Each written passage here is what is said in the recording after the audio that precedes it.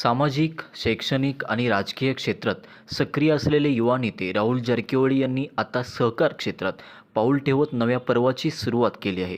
त्यांच्या या पदार्पणामुळे जिल्ह्याच्या सहकार क्षेत्रात नव्या ऊर्जा आणि नव्या उमेदीचे वातावरण निर्माण झाले आहे. राहुल जारकिहोळी यांनी शेतकऱ्यांच्या समस्यावर तोडगा काढण्यासाठी ठोस पावले उचलण्याची भूमिका मांडली आहे. त्यांच्या या नेतृत्वाखाली शेतकरी वर्गाला नवीन दिशा आणि बळकटी मिळेल अशी अपेक्षा व्यक्त होत आहे.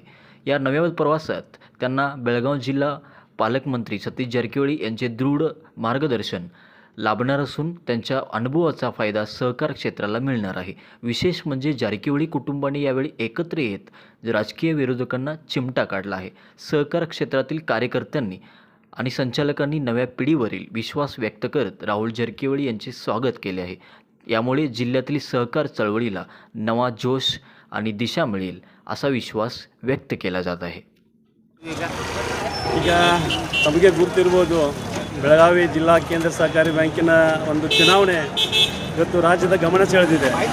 ಇವತ್ತೇನಾದರೂ ಇದು ಗೆಲುವು ಅಂದರೆ ಬೆಳಗಾವಿ ಜಿಲ್ಲೆ ಜನತೆಯ ಗೆಲುವು, ಅದು ಜಾರಕಿಹೊಳಿ ಕುಟುಂಬದ ಗೆಲುವು. ಜಾರಕಿಹೊಳಿ ಕುಟುಂಬದ ಗೆಲುವು ಅಂದರೆ ಬೆಳಗಾವಿ ಜಿಲ್ಲೆಯ ಜನತೆ ಗೆಲುವು ಅಂತ ಹೇಳಬೇಕಾದ್ರೆ ಬೆಳಗಾವಿ ಜಿಲ್ಲಾ ರೈತ ಜನರ ಇದು ಗೆಲುವು ಅಂತ ಇದನ್ನು ನಾವು ಹೇಳಬೇಕಾಗ್ತದೆ.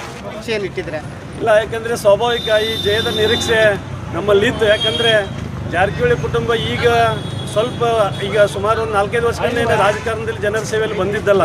ಸುಮಾರು 30 ವರ್ಷಗಳಿಂದ ಜನರ ಸೇವೆಯಲ್ಲಿ ಬೆಳಗಾವಿ ಜಿಲ್ಲೆಯ ಪ್ರತಿಯೊಂದು ಹಳ್ಳಿಗಳಲ್ಲಿ ಒಂದು ರೈತರ ಕಷ್ಟಗಳಿಗೆ ಸ್ಪಂದನೆ ಕೊಟ್ಟಿದ್ದಾರೆ, ಕಡು ಬಡವರ ಜನರ ಕಷ್ಟಗಳಿಗೆ ಸ್ಪಂದನೆ ಕೊಟ್ಟಿದ್ದಾರೆ. ಅದರಿಂದ ನಮಗೆ 100ಕ್ಕೆ 100 ಒಂದು ಆತ್ಮವಿಶ್ವಾಸ ನಮ್ಮಲ್ಲಿತ್ತು. ಇದು ಬೆಳಗಾವಿ ಜಿಲ್ಲೆಯ ಜನರ ಜಯ, ರೈತರ ಜಯ, ಇದು ಜಾರಕಿಹೊಳಿ ಕುಟುಂಬದ ಜಯ ಅನ್ನೋದರಲ್ಲಿ ಯಾವುದೇ ಸಂದೇಹವಿಲ್ಲ. ಏನು ಒಂದು ಬೆಳಗಾವಿ ಜಿಲ್ಲೆಯ ರೈತ ಬಾಂಧವರು ಒಂದು ಸಹಕಾರ ರಂಗದಲ್ಲಿ ಒಂದು ವಿಶ್ವಾಸವನ್ನು ಇಟ್ಟಿದ್ದಾರೆ.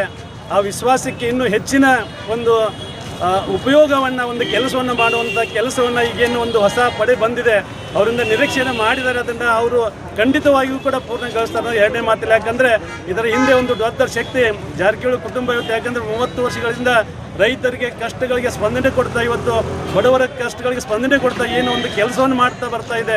ಅವರಿಗೆ ರೈತರ ಕಷ್ಟಗಳು ಏನೇನೋದು ಗುರುತಿದೆ, ರೈತರಿಗೆ ಯಾವ ರೀತಿ ಸವಲತ್ತುಗಳನ್ನು ಕೊಡಬೇಕು, ಅವಕಾಶಗಳನ್ನು ಕೊಡಬೇಕು ಅನ್ನೋದನ್ನು ಹೊರತಿದ್ದಾರೆ.